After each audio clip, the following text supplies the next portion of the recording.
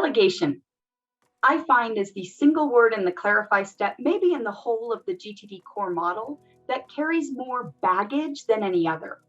I say the word delegate and people start to conjure up images of a top-down thing, of a hierarchical tool. I commonly hear, oh, Alana, I can't delegate. I'm an individual contributor, or I don't have people to delegate to.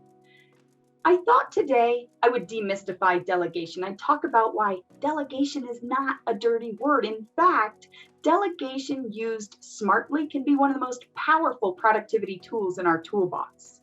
And yet what I find is delegation is one of the most underutilized tools in our toolbox. So where does delegation fit within GTD? In the clarify step, when something comes your way, the first decision you make is whether that item is actionable, now or near term. In other words, you deem, should this be priority, now or near term? And if yes, you get into the weeds, you get tactical, practical, and you decide what is your next action. It's then that the mist comes. A lot of people take that next action and they park it directly to either their next action list or on their calendar.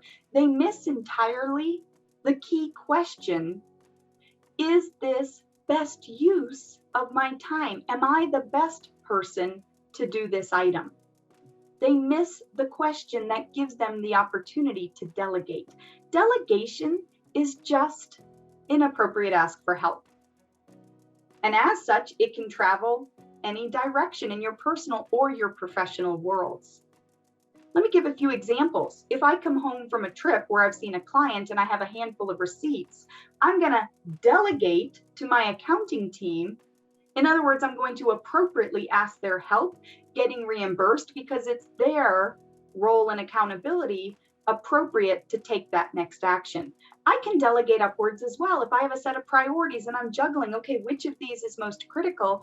I can ask of my manager, hey, which of these do you think is the one that's red hot? I can delegate to my manager, seeking their input, seeking their advice. It's just an appropriate ask for help.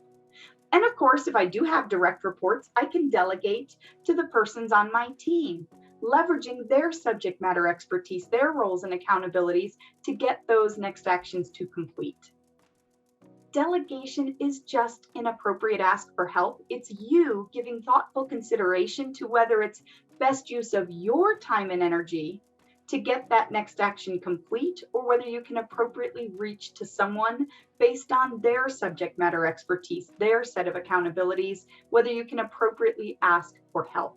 By the way, when I reframe delegation, it seems to open a door, but I still hear barriers commonly shared back. Oh, well, Alana, then, okay, I could delegate more often, but it's quicker to do it myself than take the time to show someone else. Or I don't know about the quality that's going to get returned. Will it get returned by deadline?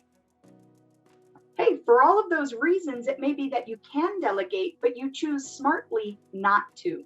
The best practice in GTD is not to always delegate when you can. The best practice is not to skip the question, to at least consider, is this best use of my time? 3 coaching tips to delegate smartly if you do choose to delegate. 1, be specific. Be really clear what exactly is the ask that you're making of this other person. 2, delegate with open lines of communication. When you delegate to that other person, give them space to agree, is this something that they can action now or near term? And if you are able to delegate, don't just live in a land of hope that it'll come back to you smartly. Track that item on your waiting for list. On what day did you ask of whom, what, and by when? Delegation, it's not a dirty word. It can be one of the most powerful tools in your productivity toolbox.